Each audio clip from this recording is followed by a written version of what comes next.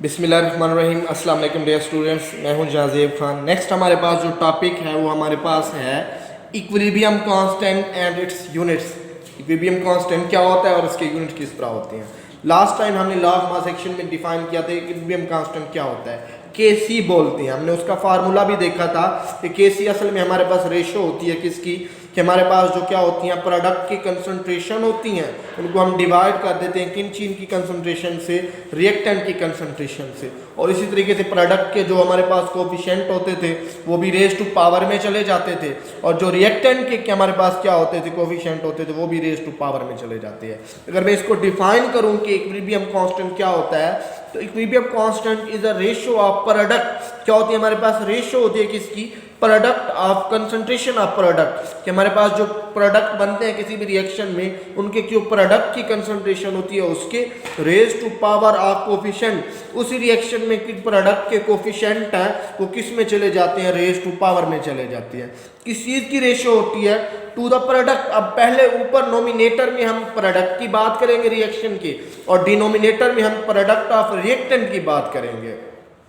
To the product of concentration of reactant raise to power of coefficient expressed in a balanced chemical equation. अब ये define को याद करना बहुत ही आसान है कि ऊपर वाले हिस्से में हम क्या करेंगे, सिर्फ कंसंट्रेशन ऑफ प्रोडक्ट की बात करेंगे, नीचे हम किसकी बात करेंगे, कंसंट्रेशन ऑफ रिएक्टेंट। जस्ट एक वर्ड चेंज करना है, आपकी डेफिनेशन कंप्लीट हो जाएगी। अब के सी का फार्मूला क्या बनेगा, product of concentration of product raise to power of coefficient. अब नीचे क्या आ जाएगा, K C product of concentration raise to power of coefficient. सिर्फ प्रोडक्ट और रिएक्टेंट का क्या आया आपके पास, चेंज आया। अब हम क्या करते हैं, कुछ रिएक्शन के हम यूनिट्स की तरफ जाते हैं कि रिएक्शन के यूनिट्स होती हैं या क्या होते हैं, किस तरह नहीं होते। It is conventional to write the product as a numerator and reactant as a denominator. क्या होता है ये, कन्वेंशियल होता है, बहुत ही अच्छा मेथड होता है कि प्रोडक्ट को हम क्या करते हैं, नोमिनेटर में लिखते हैं, और रिएक्टेंट को किस में लिखते हैं, हमेशा डिनोमिनेटर में लिखते हैं। Bye knowing the balanced chemical equation for a reversible reaction. अगर हमारे पास रिवर्सिबल रिएक्शन है और हमारे पास इक्वेशन क्या है, बैलेंस्ड है, तब हम उस रिएक्शन के Kc का एक्सप्रेशन जो है उसको क्या कर सकते हैं, लिख सकते हैं। We can write the equilibrium expression, thus we can calculate the numerical value of Kc। इस तरीके से हम उसकी न्यूमेरिकल वैल्यू को भी क्या कर सकते हैं, कैलकुलेट कर सकते हैं, by putting the actual equilibrium concentration of reactant and product into the expression. तो उसी फार्मूले के अंदर हम प्रोडक्ट वाली कंसंट्रेशन पुट कर दें, उसको डिवाइड कर दें रिएक्टेंट वाली कंसंट्रेशन से, तो हम Kc की वैल्यू क्या कर सकते हैं, फाइंड कर सकते हैं। The value of Kc depend upon only temperature. अब बहुत इंपॉर्टेंट बात है कि वैल्यू ऑफ Kc किस चीज के ऊपर डिपेंड करता है, सिर्फ ये टेम्परेचर के ऊपर डिपेंड करता है, ये कंसंट्रेशन के ऊपर डिपेंड नहीं कर सकता कि हमारे पास इनिशियल कंसंट्रेशन प्रोडक्ट की या हमारे पास रिएक्टेंट की क्या है। It does not depend upon initial concentration of reactant and product. Just एक चीज के ऊपर डिपेंड करता है, और वो क्या होता है, हमारे पास टेम्परेचर होता है। Few problem have been solved to make the concept later. अब यहाँ से हम कुछ यूनिट ड्राइव करने की कोशिश करते हैं कि किस सूरत में यूनिट्स होती हैं, किस सूरत में यूनिट नहीं होती। एक बात मैं आपको बेटा क्लियर करा दूं कि अगर हमारे पास रिएक्टेंट के और प्रोडक्ट के नंबर ऑफ मोल्स होंगे इक्वल, जितने रिएक्टेंट के मोल्स होंगे उतने किसके होंगे, प्रोडक्ट के होंगे, तब Kc का रिएक्शन में कोई यूनिट नहीं होगा। यूनिट कब होगा, जब रिएक्टेंट के मोल ज्यादा होंगे प्रोडक्ट के कम होंगे, तब भी यूनिट होगा। अगर रिएक्टेंट के कम होंगे प्रोडक्ट के ज्यादा होंगे, तब भी Kc का यूनिट होगा। सिर्फ एक सूरत में यूनिट नहीं होंगे, जब लेफ्ट हैंड साइड वाले मोल राइट हैंड साइड वाले मोल्स की क्या हो जाएंगे, इक्वल हो जाएंगे। Kc has no units in reaction with equal number of moles on both side of equation। Equation के दोनों साइडों पे अगर इक्वल नंबर ऑफ मोल्स होंगे तब कोई यूनिट नहीं होगा। मतलब जितने रिएक्टेंट के मोल्स होंगे उतने ही किसके होंगे, प्रोडक्ट के होंगे, तब कोई यूनिट नहीं होगा। This is because the concentration unit cancel out each other in the expression of Kc। इसकी वजह यही है, एक दूसरे के जो नंबर ऑफ मोल्स होंगे वो एक दूसरे को क्या कर देंगे, कैंसल आउट कर देंगे।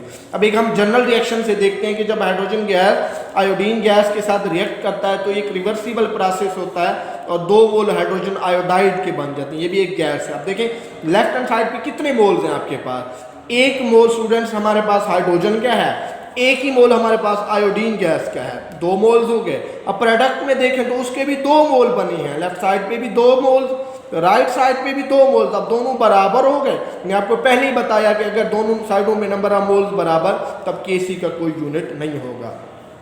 अब एक्सप्रेशन क्या होगा, केसी किस तरह लिखेंगे, आपको पता है केसी लिखने के लिए सबसे पहले हम प्रोडक्ट की कंसंट्रेशन को डिस्कस करते हैं। अब यहाँ पे प्रोडक्ट जो बना है तो आपके पास HI बना है। अब इसके 2 मोल से वो जो 2 मोल्स होते हैं कोफिशिएंट होता है वो रेज टू पावर में चला जाता है, इस वजह से HI की पावर क्या हो गई 2।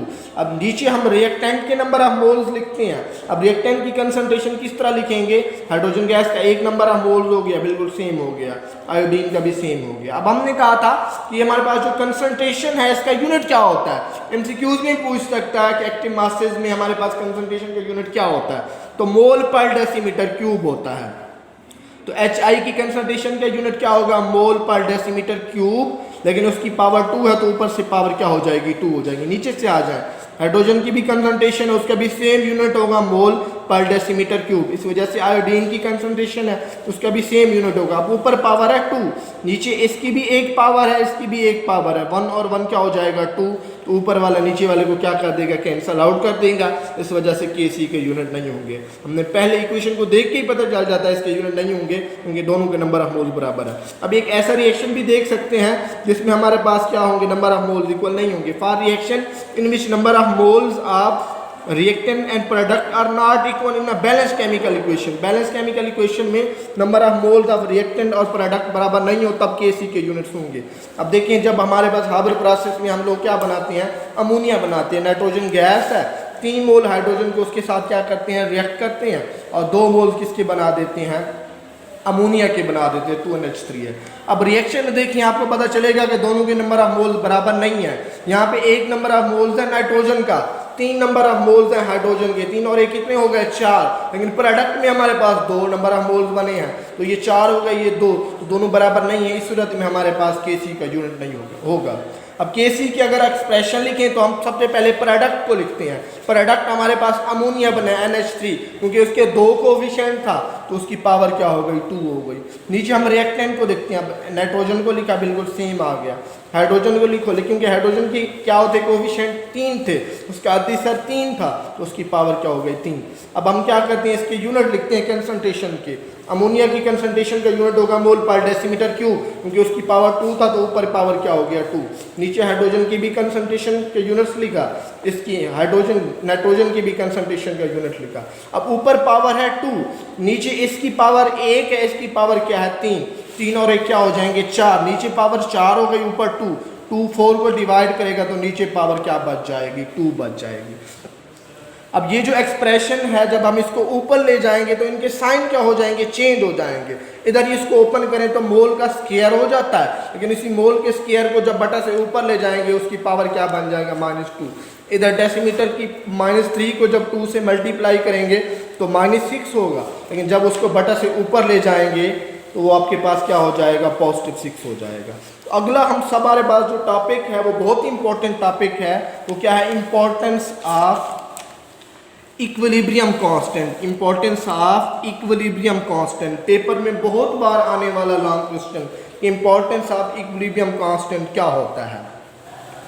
Knowing the numerical value of equilibrium constant of a chemical reaction direction as well extent of reaction can be predicted. अब न्यूमेरिकल एक्सप्रेशन से हमें पता चल जाता है कि किस तरह की डायरेक्शन होगी और इसकी एक्सटेंट किस तरह की होगी। तो सबसे पहला पॉइंट जो है बहुत ही बेसिक पॉइंट है वो ये है कि हम किस तरह प्रिडिक्ट करते हैं रिएक्शन की डायरेक्शन किस तरह होगी। Direction of a reaction at a particular moment can be predicted by insulting the concentration of reactant and product at that particular moment. उस खास मौके के ऊपर हम कंसंट्रेशन देखते हैं, प्रोडक्ट की भी कंसंट्रेशन देखते हैं और रिएक्टेंट की भी कंसंट्रेशन देखते हैं। वहाँ से जाके हमें पता चलता है कि हमारे पास रिएक्शन जो होगा वो किस डायरेक्शन में जाएगा, वो फॉरवर्ड में जाएगा या वो किस में जाएगा, बैकवर्ड में जाएगा।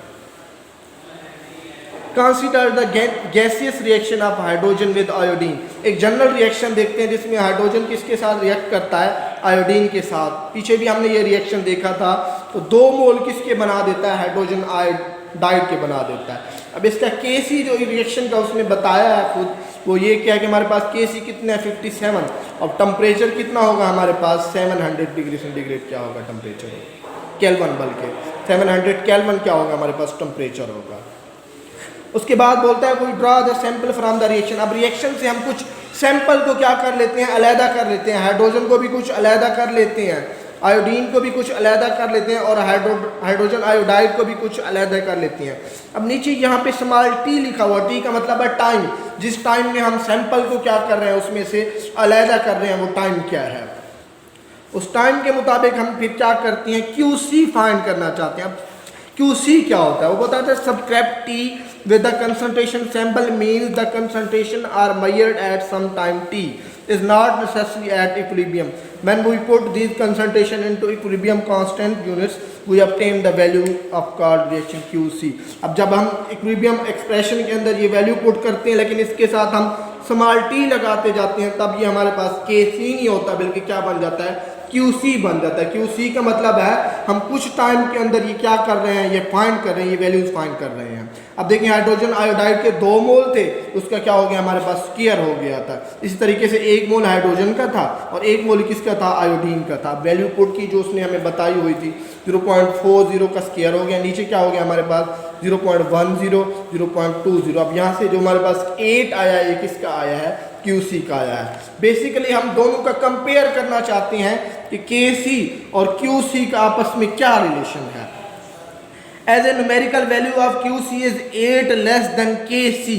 अब जब QC की वैल्यू KC से लेस होगी तब हमारे पास किस तरह का रिएक्शन होगा, क्योंकि हमने ऊपर ही बताया था predicting the direction of reaction. इस पूरी चीज़ में हम रिएक्शन की डायरेक्शन देखेंगे कि हमारे पास फॉरवर्ड रिएक्शन है या क्या है, हमारे पास रिवर्स रिएक्शन है।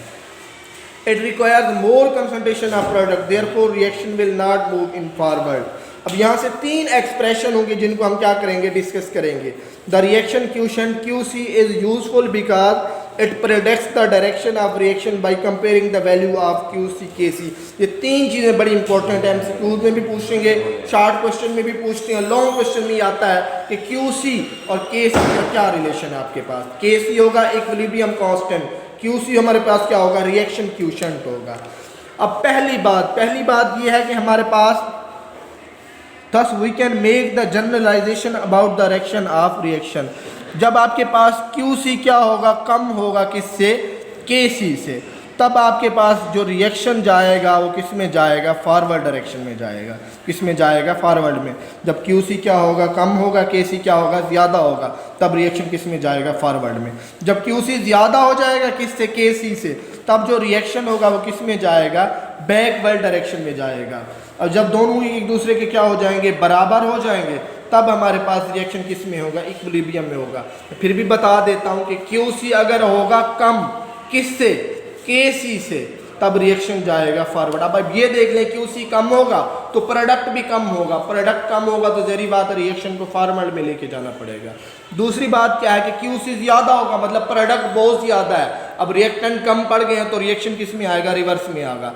तीसरी चीज़ है कि QC और KC अगर बराबर होंगे तो इक्विलिब्रियम के ऊपर रिएक्शन होगा। दूसरी चीज़ है कि predicting the extent of reaction, कि रिएक्शन कब तक क्या कर सकता है, हमारे पास परफॉर्म कर सकता है। Numerical values of equilibrium constant predict the extent of reaction, it indicates to which extent reaction are converted into product. अब इसके लिए भी 3 चीज़ें हमारे पास एक्सटेंट ऑफ रिएक्शन के लिए।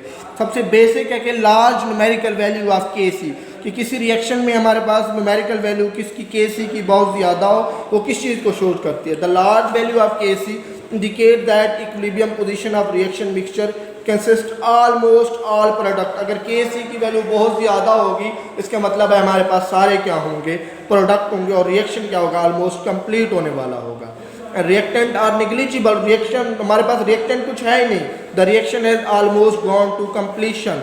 अब यहाँ से एक हम एग्जांपल से भी देख सकते हैं कि जब कार्बन मोनोऑक्साइड ऑक्सीजन के साथ रिएक्ट करके क्या बनाता है, कार्बन डाइऑक्साइड बनाता है, तो KC की वैल्यू क्या है, 2.2 मल्टीप्लाई 10⁻22। आप देखेंगे बहुत बड़ी वैल्यू है KC की, इसका मतलब है सारे ही प्रोडक्ट हैं, रिएक्टेंट कुछ भी नहीं है, तो रिएक्शन ऑलमोस्ट क्या हो चुका है, कंप्लीट। अगर हमारे पास न्यूमेरिकल वैल्यू ऑफ KC क्या होगी, कम होगी, वो किस चीज़ को शो करेगी, अगर वैल्यू होगी कम वो शो ये करेगी हमारे पास क्या है, रिएक्टेंट क्या है हमारे पास बहुत ज़्यादा मिकदार में, और प्रोडक्ट हमारे पास क्या है, कुछ भी नहीं है, निग्लिजिबल है। When the value of KC in reaction is small, it indicate that equilibrium has established very small conversion of reactant into product, कि रिएक्टेंट बहुत कम मिकदार में किस में चेंज हुए हैं, प्रोडक्ट में, कि मतलब रिएक्शन क्या है, ऑलमोस्ट निग्लिजिबल है। इसको भी हम एग्जांपल से देख सकते हैं कि NH3 जो अमोनिया होती है उसकी जब हम डिकम्पोजिशन करते हैं नाइट्रोजन मिलता है और क्या मिलता है, हाइड्रोजन। अब Kc की वैल्यू यहाँ से हमारे पास 3 × 10⁻⁻⁹ माइनस में जब चली जाती है वैल्यू तो बहुत छोटी हो जाती है, Kc की वैल्यू बहुत छोटी, मतलब प्रोडक्ट हमारे पास क्या होंगे, बहुत कम होंगे।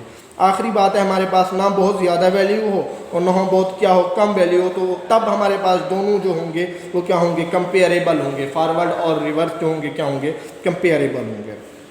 अब उसके लिए N2O4 की जब हम रिवर्सिबल रिएक्शन डिकम्पोजिशन करते हैं तो नाइट्रोजन डाइऑक्साइड बनता है, हमारे पास NO2 बनता है, तो Kc की वैल्यू 0.21 है। अब यहाँ से हमने इन दोनों में से एक बात क्लियर की कि हमारे पास predicting the direction of reaction क्या होती है और एक्सटेंट ऑफ रिएक्शन क्या होती है। डायरेक्शन के लिए हमने QC और Kc का कंपेयर किया। QC अगर ज़्यादा होगा तो हमारे पास क्या होंगे, प्रोडक्ट ज़्यादा होंगे, मतलब रिवर्स रिएक्शन जाएगा। QC कम होगा मतलब प्रोडक्ट कम है तो हमारे पास फॉरवर्ड रिएक्शन जाएगा। के बाद QC और Kc अगर दोनों बराबर होंगे तब हमारे पास इक्विलिब्रियम होगा। एक्सटेंट में देखा कि Kc की वैल्यू बहुत ज़्यादा होगी, मतलब प्रोडक्ट बहुत ज़्यादा बन चुके हैं, रिएक्शन ऑलमोस्ट कंप्लीट होने वाला है। Kc की वैल्यू अगर क्या होगी, कम होगी, मतलब प्रोडक्ट बहुत कम बने हैं, रिएक्शन बहुत स्लो है। QC और Kc की वैल्यू क्या है ना, ज़्यादा, Kc की वैल्यू ना ज़्यादा है और ना ही क्या है, कम है, तब रिएक्शन क्या होगी, कंपेयर होगा। होप सो आपको ये क्लियर होगा, आपने इसको अच्छे तरीके से याद करना है, ये लास्ट टाइम भी पेपर में आ चुका है।